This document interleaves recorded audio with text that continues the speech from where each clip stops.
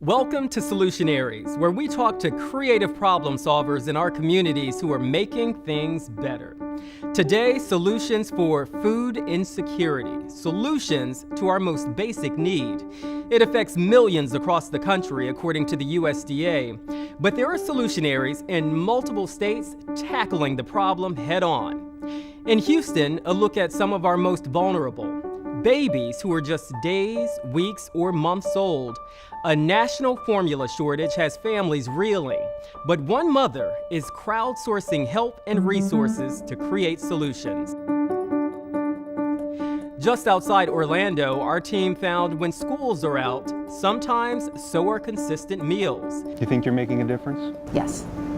I feel it every day. But a summer food service program is filling the gap. In Jacksonville, we're tackling food deserts. Meet a group ensuring healthy, fresh foods are available for those in need, while also giving a sense of purpose to many. In San Antonio, the battle against food swamps. Too much fast food, processed snacks, and other dietary pitfalls. In Roanoke, you'll meet the Moo Crew. It makes you feel great. It makes you feel great to give back to a community that's done so much for me. Find out how their solution to food insecurity is catching on. In Detroit, a look at not just food insecurity, but nutrition insecurity. It's not just about getting them people food, but it's about getting them the right food. I'm Louis Bolden. This is Solutionaries.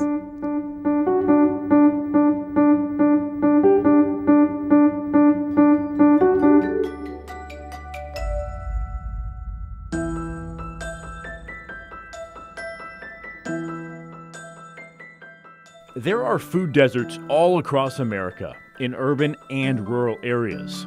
A food desert is a neighborhood where residents do not have access to fresh and nutritious fruits, vegetables, and meats.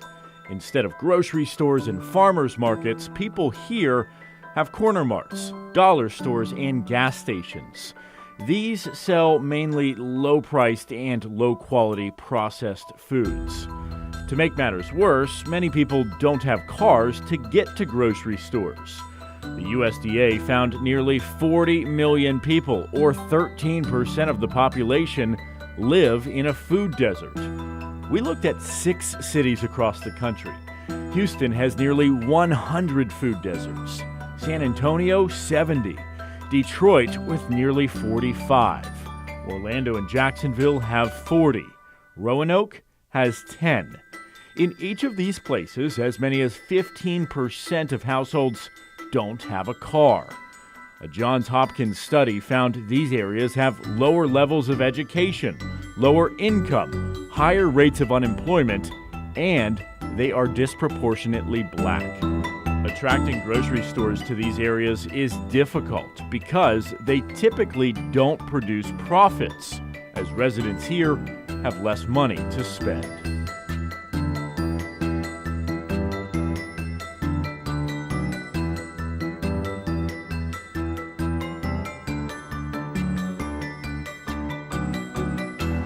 I don't see a grocery store around here, just some gas stations. Right, so you won't see grocery stores, but what you will see are liquor stores. No shortage of those. No shortage of convenience stores. No shortage of Dollar Generals, Family Dollars, none of which support or sell fresh produce.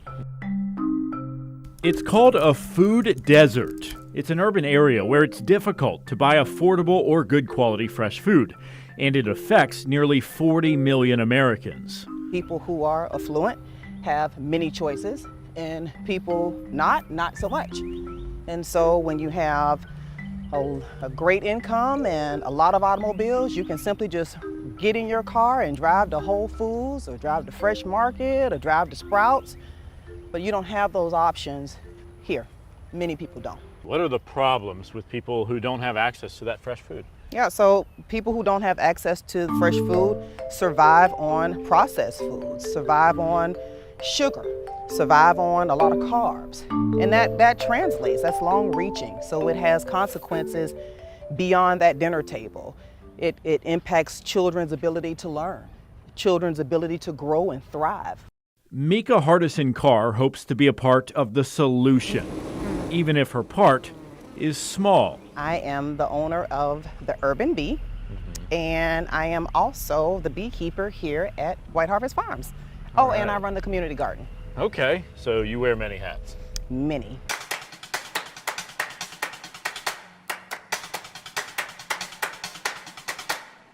So my name's Mallory Shaw, and I'm farm manager at White Harvest Farms. We are here to eradicate a food desert. We're here to increase access to fresh fruits and vegetables, teach people about growing their own, how to keep bees, how to grow vegetables, and how to live a healthier, more fulfilling life. This is full of vegetables and fresh flowers and fruits that have an impact directly on people's lives. People eat this food, and it helps them. People can use food stamps or cash to buy the produce, or they can get it in exchange for helping out on the farm. The result? In the past year, the team has grown 4,677 pounds of fresh food. Volunteers visiting the farm 710 times. 196 people have attended free farming and cooking classes. 574 have used the farmers market. Why is gardening important to you? Well, first I wanted to grow my own food, be able to provide myself with healthy alternatives that are not necessarily available in the stores that are in my neighborhood. So how has it changed your life? Oh, tremendously. It's been so good to be able to have access to my own healthy foods. I've lost weight, I feel better, and also just it's a good stress reliever. There are other nonprofits with a similar mission. This one just a few miles away, supports a food bank. This is literally urban farming. This community garden is right on the edge of a city park. Over there, government housing. Behind us, the Boys and Girls Club. It is centrally located where people need it the most. It offers everything from fresh fruits and veggies to eggs. As a physician, what does it mean for people to have fresh fruits and vegetables? Well, we have a t-shirt, and on the back of it, it says your health is your wealth. And eating right is part of being healthy. Exercise is part of being healthy. Getting outside in the garden is exercise. And we hope to expand this and start allowing some of the community to come in and start growing their own food too. And you know what they say, an apple a day keeps the doctor away.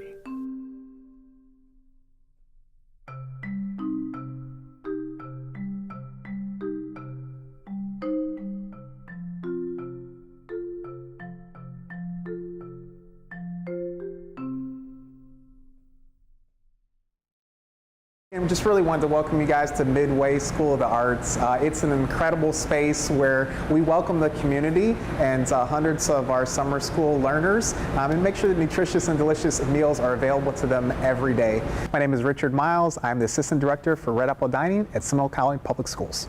So this is where some of the action happens. Michelle's actually preparing some of the pizzas today. That's one of the selections that our students have. We make our own pizzas here. We don't buy it frozen. Actually, that mozzarella was even shredded earlier today. So we do low-fat shredded mozzarella cheese. We do a very clean tomato sauce, vine-ripened tomatoes, olive oil. Those are some of our primary ingredients.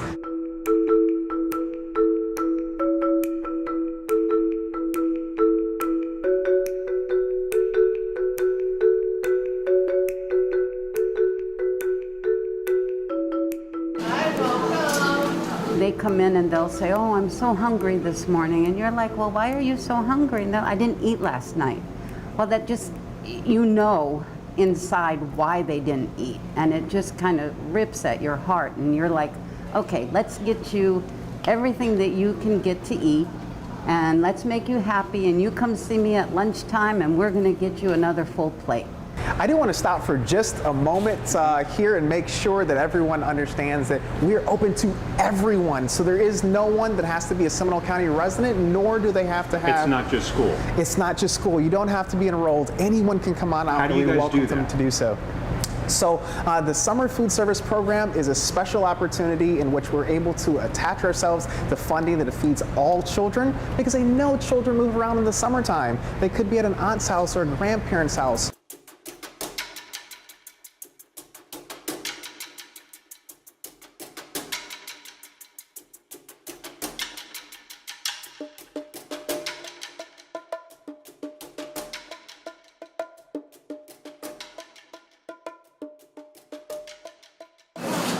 Are you concerned about some families who may just barely not qualify for the free and reduced lunch program and still may have some trouble making ends meet on the other side?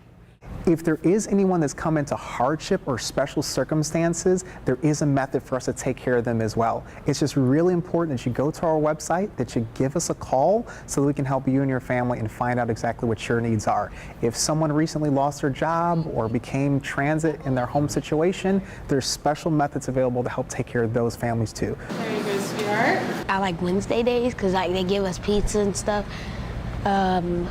And also I like Fridays and Mondays. Pizza day can be kind of overwhelming when you're making 80 pizzas. You think you're making a difference? Yes, I feel it every day.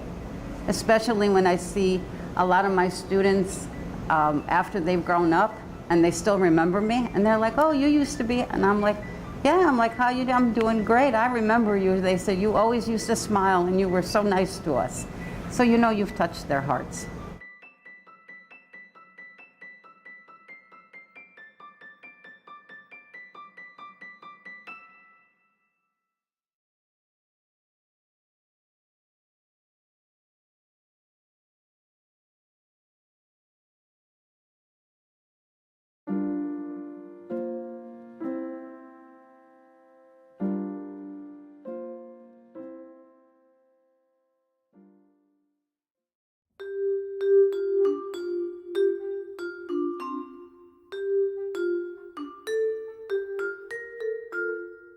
Food banks. You've probably seen a lot about them lately. But did you know the concept is more than 50 years old? So who started it? A guy by the name of John Van Hingel. He was known as the father of food banking after founding St. Mary's Food Bank, the world's first food bank, in 1967. Since then, food banks have sprouted up all over the world. Community refrigerators and other resources have become valuable to communities too. But we still have major food insecurity issues across the country. According to feedingamerica.org, there are about 1.3 million food insecure in the state of Michigan, about 800,000 in Virginia, more than 2.5 million in Florida, and 4 million plus in Texas. Across the country, there are more than 35 million people lacking enough affordable, nutritious food. The need is great, and there are many ways you can help. Scan the QR code on the screen to find out how you can be part of the solution.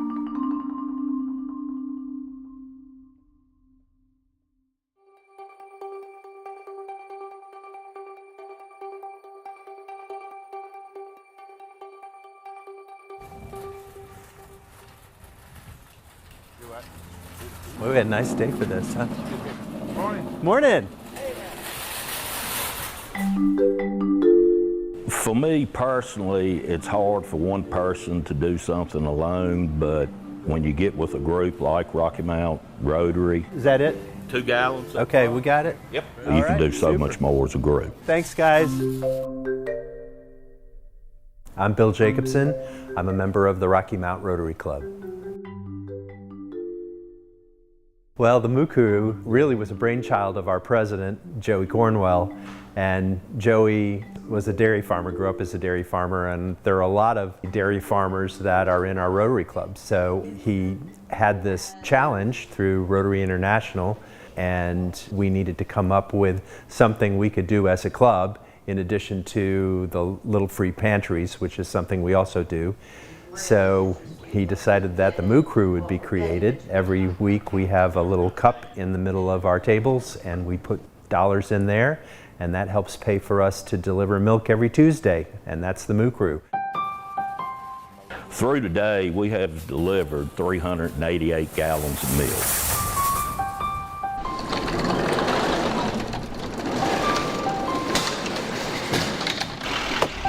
I'm Jay Perlman with Rocky Mount Rotary. How you doing, buddy? Good, how y'all doing? Good. Jay, how you doing? Living a dream. How about you? It makes you feel great. It makes you feel great to give back to a community that's done so much for me and my family. Would you like to have some onions? Yeah. Just came out of the garden. Yeah, great. All righty. My name is Wayne Clemens, and I volunteer here at the Covers. I enjoy doing it. It's one thing I look forward to every week, coming up here and working and giving food out to people that need it. You can get 2 back here and 1 up there. Yes, please. If I can get them in here. And anybody that comes here and asks for food, hallelujah, we give it to them. We don't say, you know, do you need it, this, that, the other. If they come here, we think that they need it, so we give them food. This, it helps me not to have to struggle so much. You know, you'd be amazed. There's things down here that I normally wouldn't buy because I can't afford some of it, you know. But yeah, it helps a lot. By putting food on the table, things have gotten so expensive, you know, now at the grocery stores. This is a big help. What would it be like without this? Well, you'd probably do without a lot. Do the best that we can. We usually give them milk and bread and meat, and cereal, and we give them some fruit, vegetables, and different things. Well, I know they put out a lot. It's volunteer work, and the effort is there. All righty, you have a good day, ma'am. You have a blessed one. Thank you, ma'am. It shows that our community cares about their people. You're welcome. Thank you. It hurts. It does. I mean, just hard for me to believe that, you know, in this area that's going on. And I worry about it. I mean, I really do. And doing what we do, you know, as far as delivering the milk, it makes you feel good, but still, you know, it's still in the back of your mind that that there are people, you know, that don't have. And luckily we're able to give some back.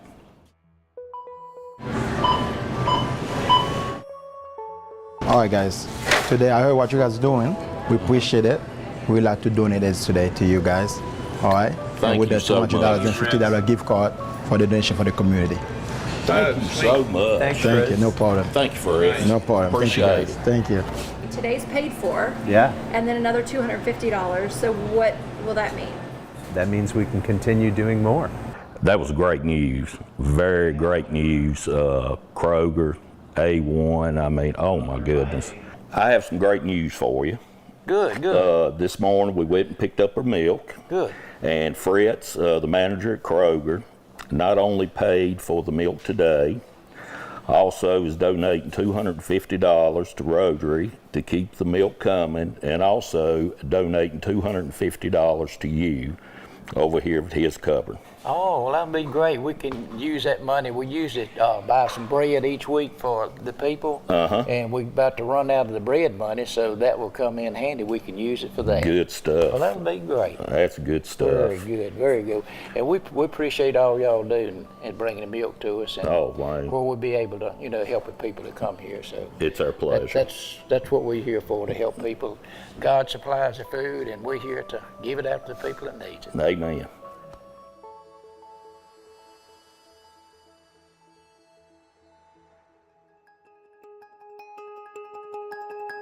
Be sure to subscribe to our Solutionaries channel. We're just getting started.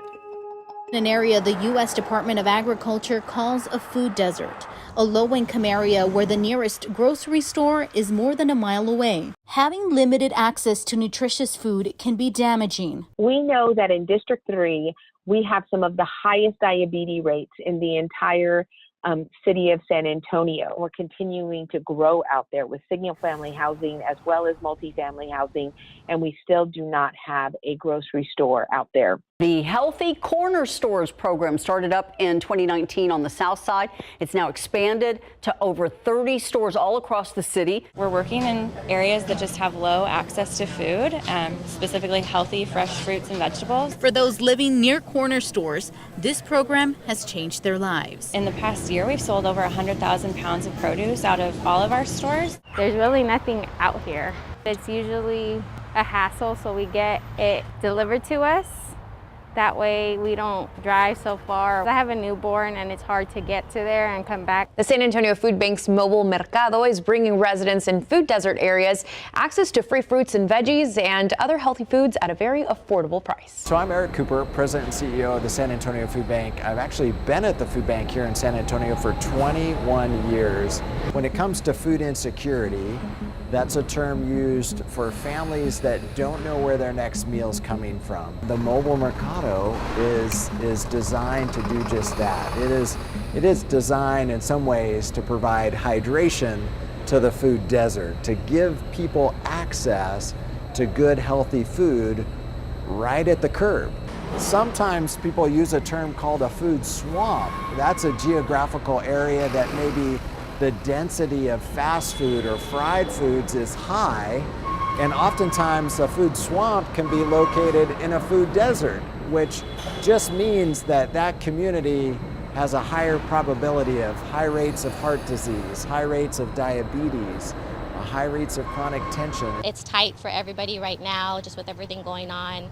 So the prices are increasing in some places as well. So it really, really helps everybody in the community with all of their needs. At every mobile mercado location, there's also a nutritionist who can make tasty meals with healthy ingredients found in the truck. We want them to learn how to incorporate those fruits and vegetables that they're getting from the mercado into their everyday meals for themselves and their families. Nutrition education, helping families understand how to shop a grocery store, how to get the best nutrition for the dollar, and then what are the quick fix ideas so that you can make nutrition quick, easy, simple. You know, our nutritionists talk about the drawer of good intentions in all of our refrigerators. It's usually the produce drawer, right? You bought it thinking, oh, I'm gonna make this, but then you didn't, and then you threw it away. And so those good intentions will never nourish you. It's not healthy unless you actually eat it. The knowledge of how to turn those fresh produce items into a delicious meal is what the food bank does all the time through the mobile mercado and our different educational classes on site here at the food bank and out in the community.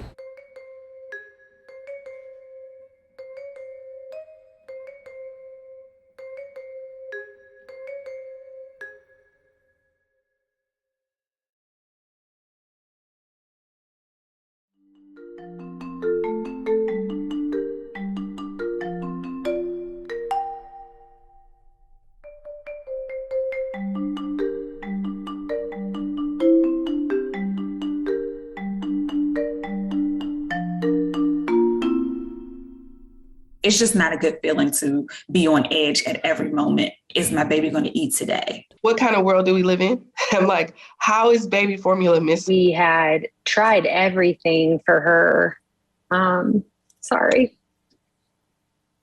It's definitely a sense of anger or betrayal that we feel, because if the government was aware of this, we kind of should have been more proactive.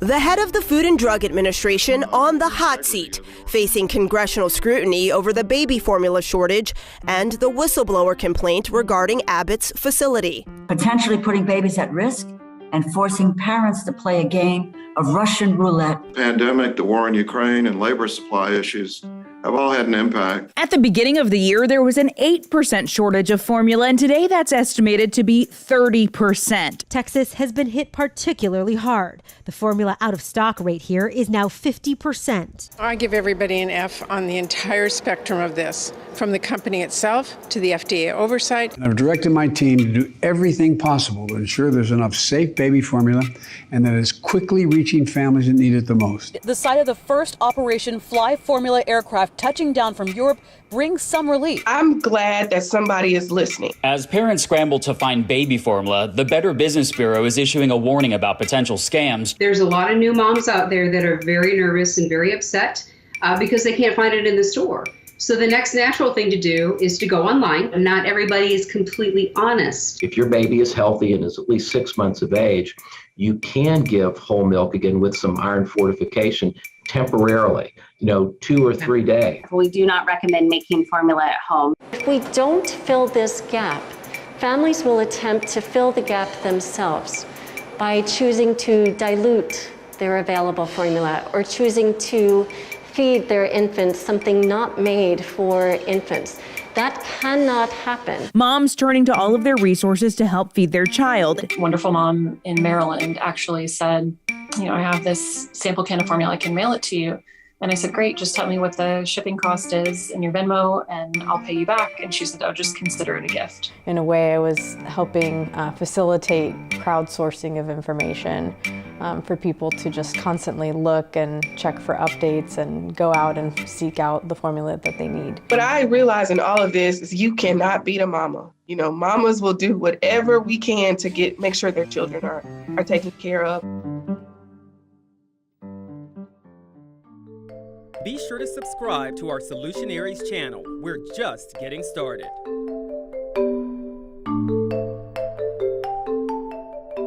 If Anders is 14 weeks, this has been going on for 13 weeks. And people have not realized the severity of this. At the beginning of the year, there was an 8% shortage of formula, and today that's estimated to be 30%.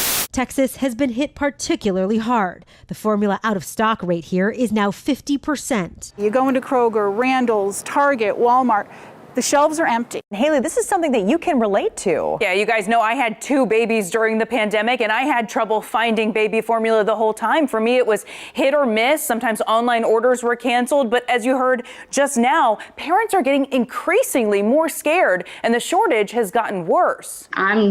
Myself am down to 1 can of formula and I can't find his formula anywhere. You cannot beat a mama. Mamas will do whatever we can to make sure their children are taken care of. It's really nice to see that network of parents coming together and helping each other out because we are all going through this together. People are willing to help. People have stepped up. We're all in it for the same reason, is because we care. We all have kids. We all care about feeding them. And so it hits close to home. I'm a working mom. I have a 9-month-old at home. We don't use formula, but just feeding him every day and just, you know, the amount of work it takes. And I was walking through store aisles and I got to see the formula shortage in person and very, very little options. I wanted to try to see if I could help in any way that I could. And I remembered about this map that an old classmate of mine came up with. I decided to create a map of my own for this formula shortage.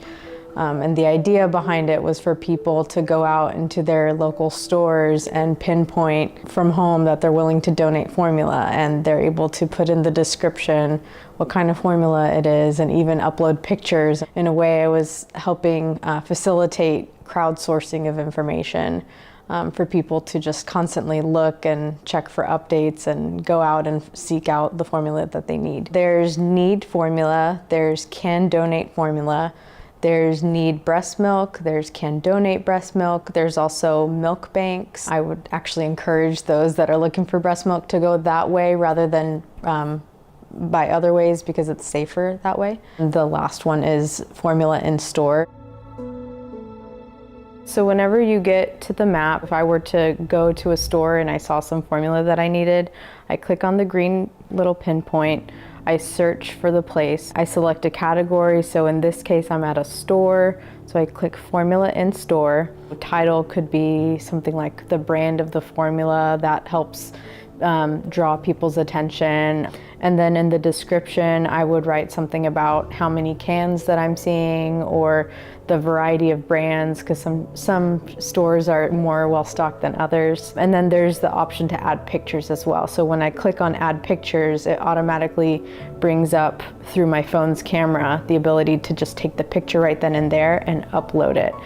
So that way people can actually see what you're seeing at the store. It's felt really good, even if it only, when I first started the map and I heard about like maybe 2 or 3 families reaching out to me, thanking me about the map, even just if I help like 1 or 2 families out of all of this, that makes me feel good because that means a baby's being fed.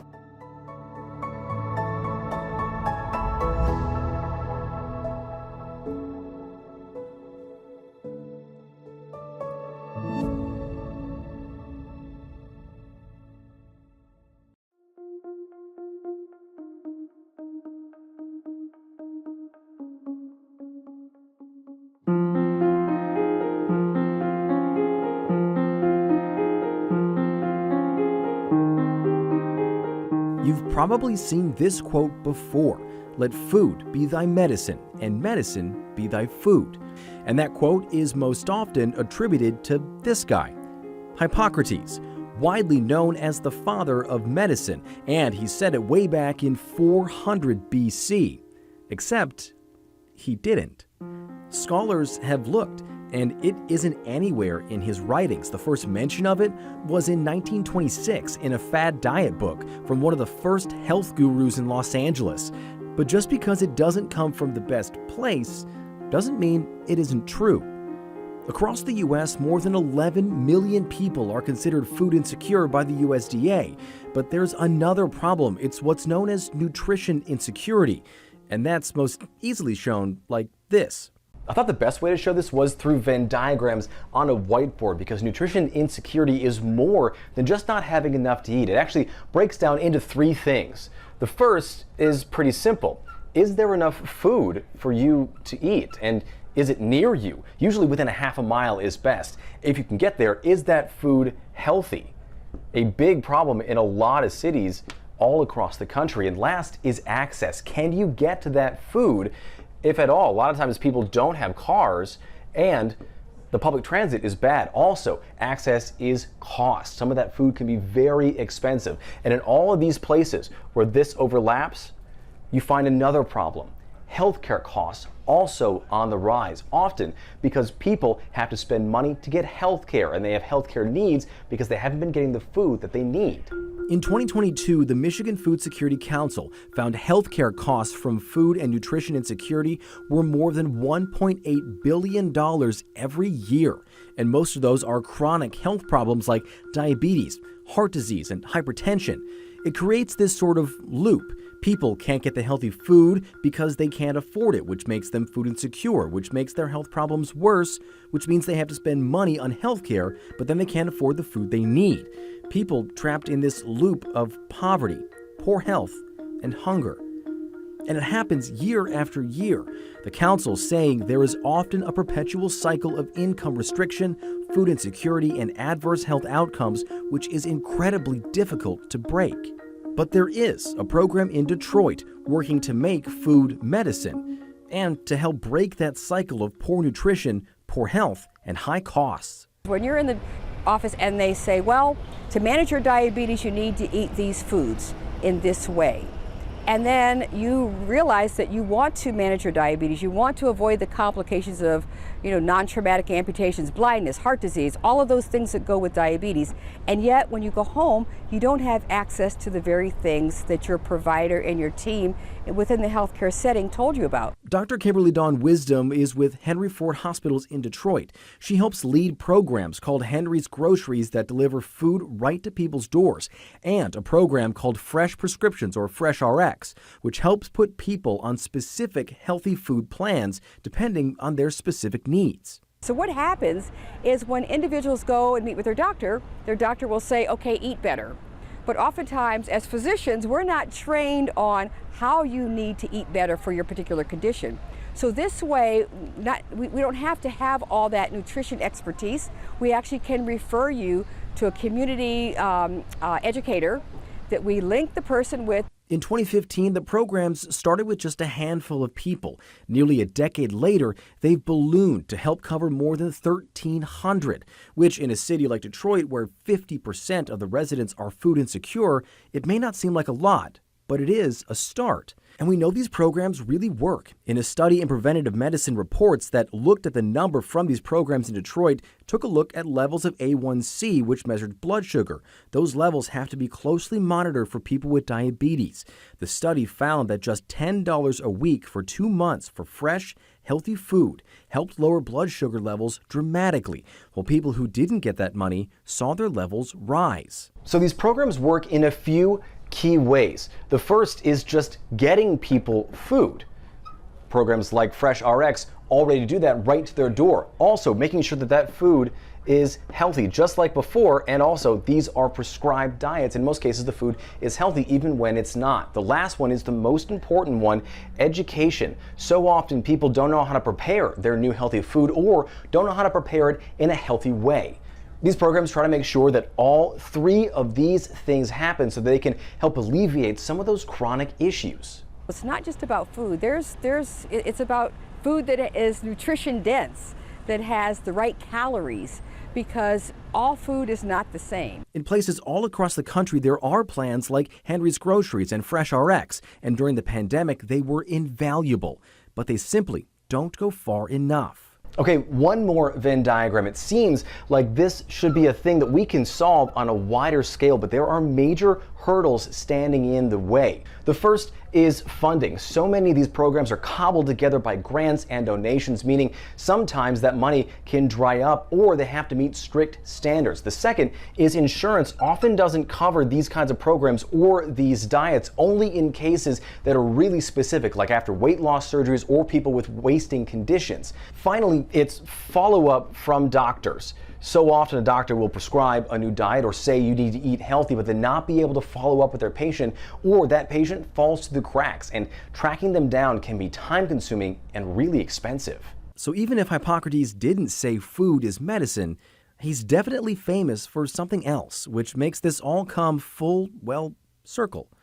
The oath that doctors take, the Hippocratic Oath, is named after Hippocrates, and it says do no harm. And that's exactly what programs like Fresh RX and Henry's Groceries do. No harm, with the hopes of erasing this problem for good.